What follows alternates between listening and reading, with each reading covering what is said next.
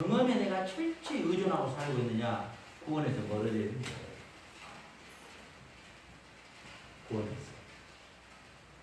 내가 익히 잘 알고, 내가 익히 경험해왔고, 내가 익히 나의 삶에서 반복되어 왔던 오름이라고 할지라도 하나님의 말씀에 동으로 가라 하면 서쪽으로 가는 게 분명히 맞는데 동으로 방향을 트는 게 구원이에요.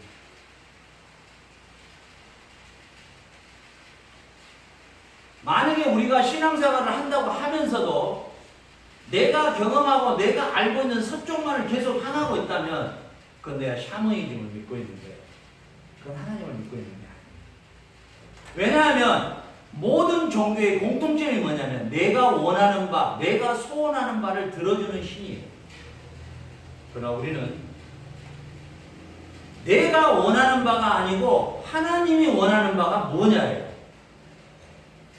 내 삶에 나의 모든 것을 다 바닥에 깔아놓고 오늘 이 시간에 정리를 한번 해보세요.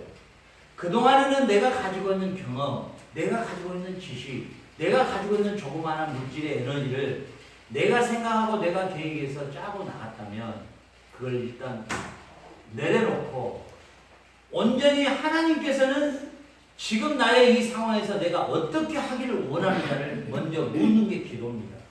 기도는 들어주세요가 아니에요. 묻는 거예요.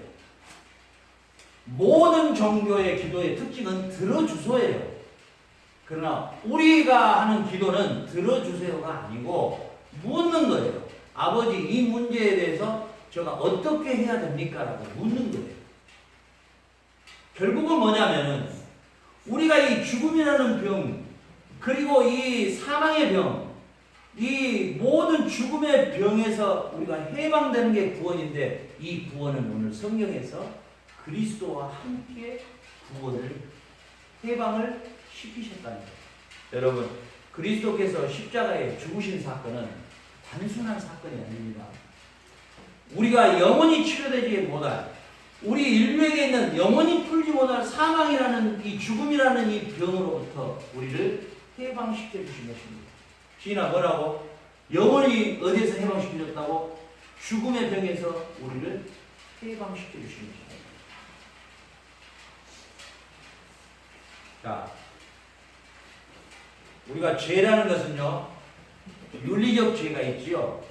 도둑질한 거, 거짓말하는 거, 욕심내는 거. 그렇죠?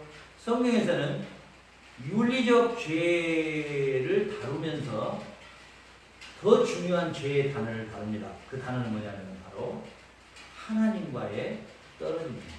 하나님과의 분리. 그래서 예수님은 그런 비유를 많이 드셨어요. 나는 포도나무요, 너희는 가지라. 만약에 가지가 포도나무를 떠나면 말라서 결국은 죽는다. 아무 열매도 맺지 못한다. 요한복음에서 이렇게 말씀하셔요. 무슨 말이냐면 우리가 가지고 있는 최고의 죄는 하나님과의 분리입니다. 자, 예수님은 또 비유를 하나 드셔요. 어떤 비유요? 탕자의 비유를 드셔요. 한 아들이 아버지의 모든 재산을 가지고 나갔는데 다 소진하고 배가 탈탈 굶어서 돌아온 그 아들을 또 비유로 말씀하셔요. 아버지를 떠나면 곧 죽음이라는 거예요. 무슨 말이냐면 성경에서 말하는 죄는 하나님과의 분리입니다. 하나님과의 떨어짐. 하나님과의 떨어짐이 뭐냐면 아담이 범죄함으로 말미암아 에덴의 동산에서 쫓겨남을 당하죠. 이게 분리입니다. 우리가 하나님과 분리됐다는 건 뭐냐면요, 내가 하나님을 의지하지 아니하고 내가 하나님의 말씀에 순종하지 않아도 내가 가지고 있는 이 유한적인 이 에너지로, 이 유한적인 지혜로, 이 지식으로 내가 홀로 서게 할 수 있다는 거예요. 이게 제일 큰 죄라는 거예요. 여러분이 성경에서는 일하기 시켜는 먹지도 마라. 계미에게 가서 그 하는 일을 배워라. 철저하게 열심히 살아라 그러죠. 그런데 여기에는 함정이 있다는 사실이에요. 우리 요즘에 보면 뭐 15분짜리 나와서 이야기하고 내가 이렇게 해서 하루에 몇 시간을 공부를 해서 내가 이런 결론을 내요. 하다못해 뭐 김영철이나 코미디언도 나와서 내가 영어를 이렇게 해서 이렇게 했다. 그게 그게 우리 그리스도인들이 굉장히 빠져들기 쉬운 함정이에요. 그게 뭐냐면 우리는 그들보다도 더 열심히 살아야죠. 더 열심히 공부도 해야죠. 미국에서 하이카이퍼라는 그 모임이 있어요. 미국의 10대 대학에, 순위 10대 대학에 그 석학들이 모이는 모임이 있어요. 그들에게 기자가 물었어요. 당신들은 왜 이렇게 열심히 공부를 해서 미국에서 10대 안에 들어가는 석학들이냐. 그러니까 딱 이 말을 해요. 나는 크리스찬이기 때문입니다. 이랬어요. 답이. 나는 크리스찬이기 때문입니다. 내가 예수님을 믿기 때문에 그야말로 열심히 공부를 하지만 여기에서 만약에 주님이 빠져버린 상태에서 열심은요, 하나님이 없이도 내가 하나님을 의지하지 않고도 얼마든지 내가 살 수 있다는 함정에 빠져들어가는 거예요. 이게 바로 유진영의 큰 함정이에요. 그이가 가지고 있는 함정이 이거예요. 내가 하나님 없이도, 내가 하나님 의지하지 않아도, 내가 기도하지 않아도 얼마든지 오리엔탈은 잘 살 수 있어. 얼마든지 많은 수입을 얻을 수 있어. 이게 우리의 함정이에요. 이게 구원에서 멀어지는 거예요. 오늘 아침에 제가 내 목회에서 제일 행복했던 것 같아요. 오늘 두 사이가 나와서 예배를 드리더라고요. 우리 변 선생님 오늘 11시 예배인데 얼떨결에 예배 드리니까 나오셔서 참석해요. 2부를 우리 전집사님도 오늘 일찍이 좀 나온다고 오셨는데 얼떨결에 2부 오늘 2부 예배까지 치고 얼마나 행복했는지 몰라요. 자, 우리가 구원이라는 그 자체가 구원이라는 단어가 너는 천국, 너는 지옥 이런 단어가 아니에요. 하나님의 말씀하신 이 구원이라는 단어가 어떤 단어냐? 나는 절대적 무한하신 능력을 가지고 계신 하나님께 전적으로 의존합니다. 이 신앙 고백이 우리에게 나와야 돼요. 그리고 내가 전적으로 하나님 말씀에 순종하기를 원합니다. 그리고 그 원함과 함께 몸부림이 있는 게 구원이에요. 내게 그런 하나님을 전적으로 의존하는 의존과 하나님의 말씀에 순종하고자 하는 절대적 그 나의 의지가 발동되어 있다면 나는 구원에 가까운 사람입니다. 그런데 우리 한국 기독교뿐만 아니라 세계 기독교의 가르침은 구원은 어떻게 했어요? 그래서 길거리에서도 예수, 천국, 뭐 불신, 지옥 아주 그 얼굴 뜨거워요. 그렇게 가버리면요, 그 식당 광고하는 거랑 똑같아요. 그런 거 보고 구원 얻는 게 아니에요. 그 예수만 믿으면 구원받나요? 어떻게 그게 이마트에 라면 세일한 거하고 똑같죠? 아니에요. 그런 단어가 성경에는 없어요. 전혀. 이 세상에 살아가는 모든 사람들의 종교 가운데 모든 종교는 자기가 원하고 자기가 가지고 있는 자기의 에너지를 100배 더 서포트를 해줘서 자기가 원하는 자기의 소망을 이뤄내는 종교예요. 그러나 우리는 그렇지 않아요. 우리에게 있는 이 구원은요, 그런 구원이 아니라는 것이에요.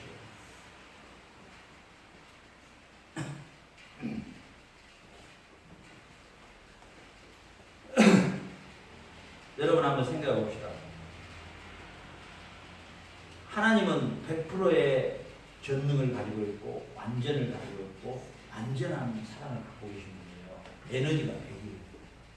근데 저와 여러분이 가지고 있는 에너지는 5에 불과해요. 그런데 인간들은 참 묘해요. 그 5%에 가지고 있는 내 그 에너지를요, 내가 가지고 있는 부귀 영화를요, 어떻게 100으로 채우려고 하느냐? 남의 것을 내 것으로 퉁치는 거예요. 남의 것을 빼앗아서 내 걸로 채우자는 거예요.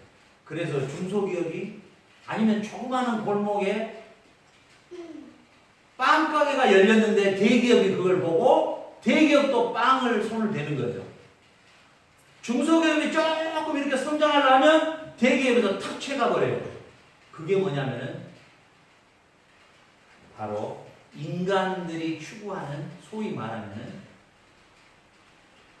양육강식이고, 그게 강한 자가 약한 자를 잡아서 자기들을 채우기 때문에 이게 철저한 사단의 계략이죠. 자, 아담이 처음에 유혹할 때 뭐라고 유혹을 합니까? 이 선악과를 먹으면 너가 지금 하나님이 가지고 계신 100%의 무한한 능력과 무한한 에너지를 너도 소유할 수 있다는 거예요.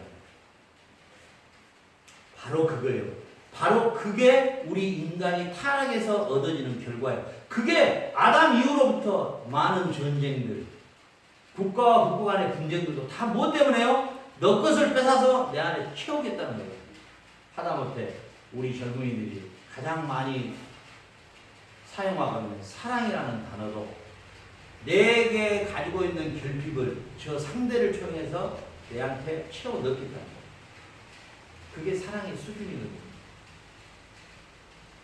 하나님의 방식은 내 것을 남에게 주어서 그 남이 부족한 것을 채워주는 사랑인데, 이것은 사단은 내가 부족한 것을 저 사람이 나에게 채워야 된다는 거예요. 저 사람을 내가 소유해서 나에게 채우겠다는 거예요. 이것은 사랑이 아니죠. 그렇죠?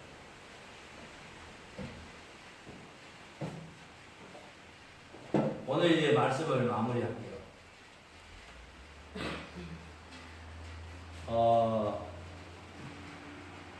우리가 가지고 있는 10%의 에너지, 내가 가지고 있는 10%의 지혜, 이것을 의지하고 살렵니까? 아니면 100%의 능력, 100%의 지혜, 100%의 에너지를 가지고 계시는 하나님을 의지하고 살렵니까? 그리고 나의 경험을 통해서 얻어진, 또 사람들의 통계학적으로 옳다라는 길을 따를 것입니까? 아니면은